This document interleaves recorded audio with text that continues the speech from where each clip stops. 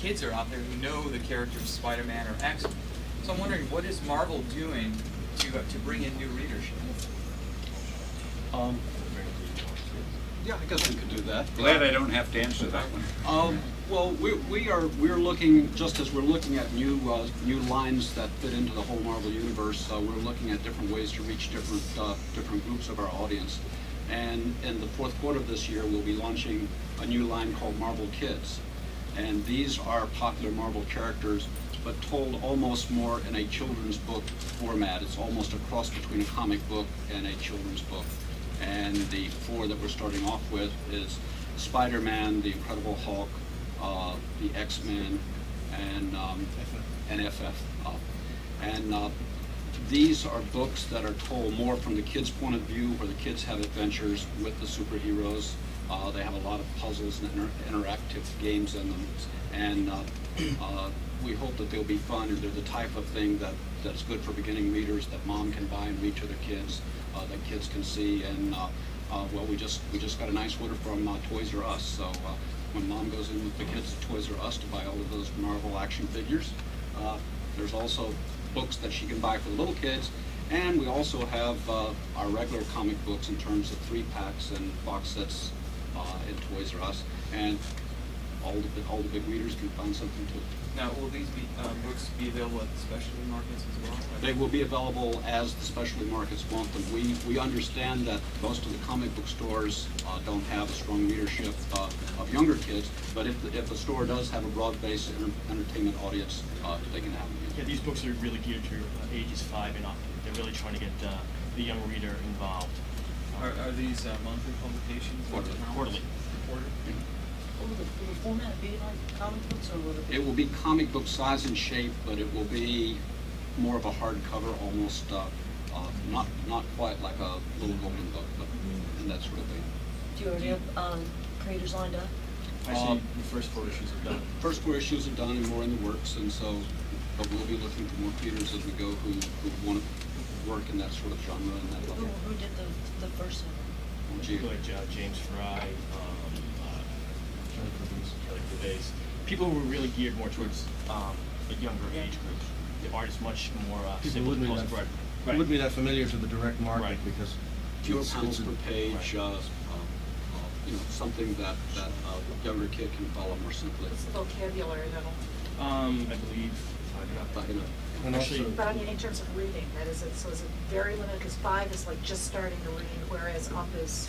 Well, one of the things that Stan has always done is, Stan has never talked down to his readers.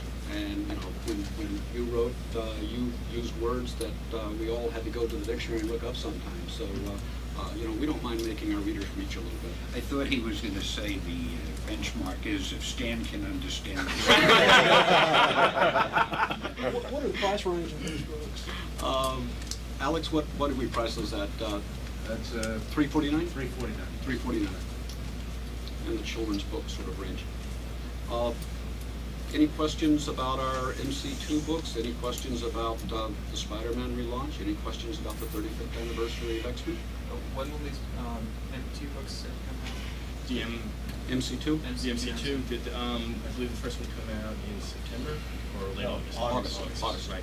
First week of August. The Spiderman relaunch, is that an actual going back to square one, or does the history go away? Or? No, the history doesn't go away. The Spider-Man Chapter 1 book by Byrne will be a reinterpretation of the first year of adventures in Peter Parker's life. So Spidey Year 1. Yeah, it's essentially that. But the history is not being wiped out in any sense. The relaunch of the character in the other 2 books in continuity will start fresh, but it will be as if there was like a 6-month gap between the last issue read of Spider-Man and this new one, with a new bunch of characters, some old friends, new villains. So it's a 2-pronged approach. One is retelling the origin in the 12-issue limited series, and then we're going on with 2 issues in continuity about Spider-Man. What was it my ex-friend John Byrne said? I'm telling the stories the way they should have been told. Only kidding. Will the Spider-Man books be starting over with new number 1 issues, or will the old numbers continue? I don't really know. I gotta be honest with you, I don't know what the decision is on that. we're I think still vacillating. Mr. Lee, did you think you'd be doing this after 35 years?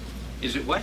Did you think you'd be doing this after 35 years? I'm not doing it. These guys, 35 years for I have Spider-Man. the greatest situation in the world, as I always did. These guys are doing all the work, and I'm going to find a way to take a lot of the credit. And it's really a great way to No, work. actually, we have the best of all worlds. We get to play with some wonderful toys, and Stan looks over our shoulder and says, a little more to the right. Any more questions?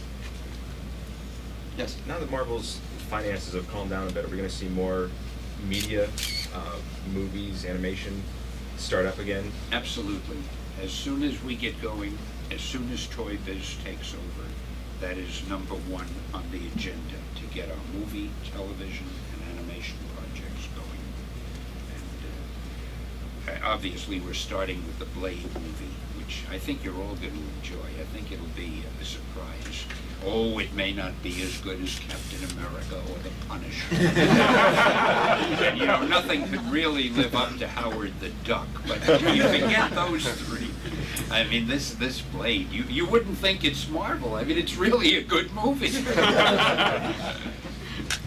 I believe that opens August 21st. Have you gotten any indication from management at Toy Biz what approach they will take to involvement in the company? I mean, is there going to be increased pressure to license products and to come up with characters who can be made into toys? I think it's too soon for us to know the answers to that because they're still in the process of the finalizing the legal stuff.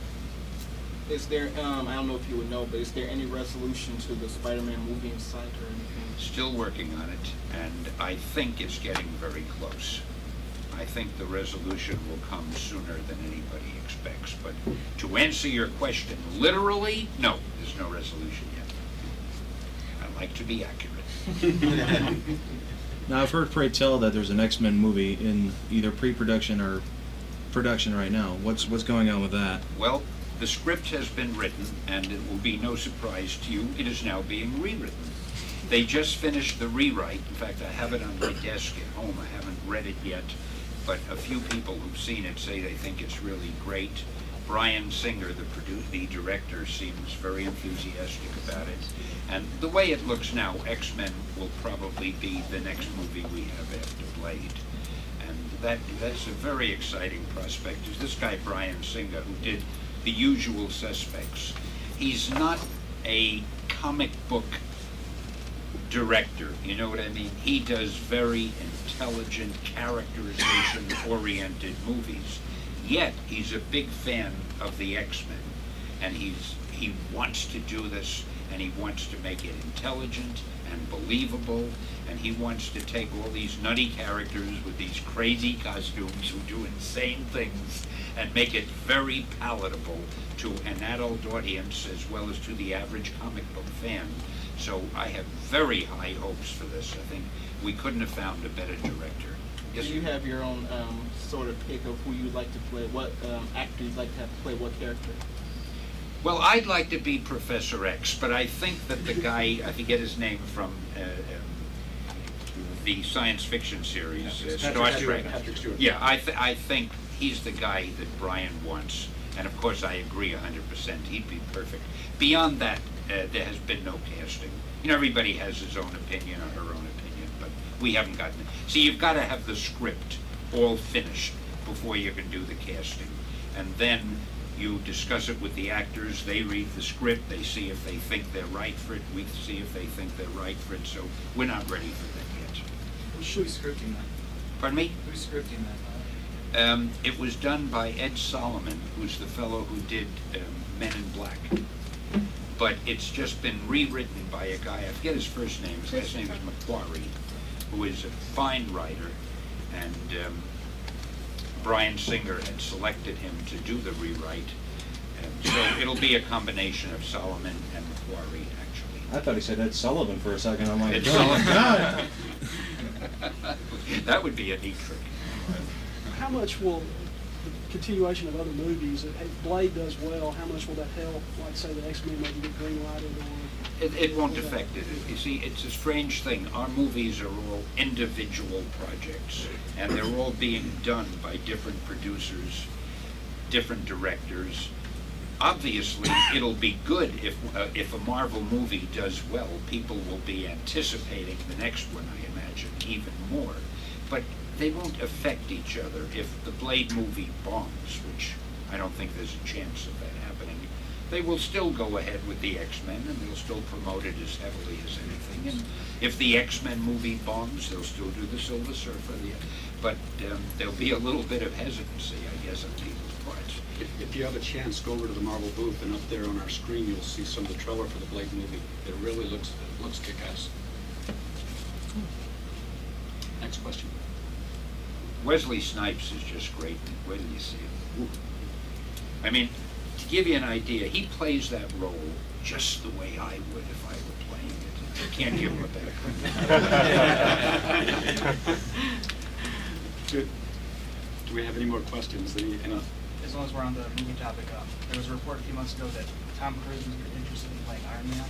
Has anything more happened on that? Or No, that just it's all in out the there? discussion stage. Cruise is interested in playing 3 or 4 things, but I must admit, his partner contacted us, Paula Wagner, and we had a meeting with her. He is interested, and again, we have to wait till the bankruptcy is totally settled, and then there's a lot of negotiating and contractual stuff. But we were very flattered. Iron Man is a strange character. Before Tom Cruise, what's his name, the guy who's going to play Superman? Yeah, Nicolas Cage wanted to play it. So I don't know, there must be something about Iron Man. Do you know how Nicolas Cage got his name? His name is Coppola. You know, he's a nephew of Francis Ford, and he was a fan of Luke Cage, Power Man, our book. And he didn't want to call himself Coppola, so he took the name Cage, which I thought was great. I do have a way of saying things that are totally irrelevant.